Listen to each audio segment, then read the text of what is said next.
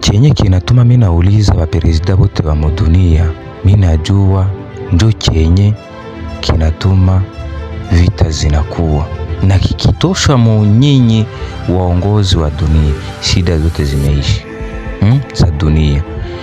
Nini inatuma munakuwa waongozi? Kwa nini na kwa sababu gani munayo?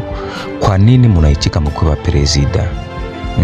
Munasababu kama ni kukata dunia na kuongoza hiyo miongozo ya kivita, na ndio maana hizo magreve zinatuma hazitiki nazo hiyo uongozi, kwa sababu ni vitu yenye havina maelezo. Mtu anaweza kuya dunia kuta na kasambisha kote kana shindo. Munijibie kwa sababu gani natuma munakuwa presida, munaongoza watu? Si ile na mtoto azaliwe tujue gisi ya kumuuliza na yeye tafanunua vitu.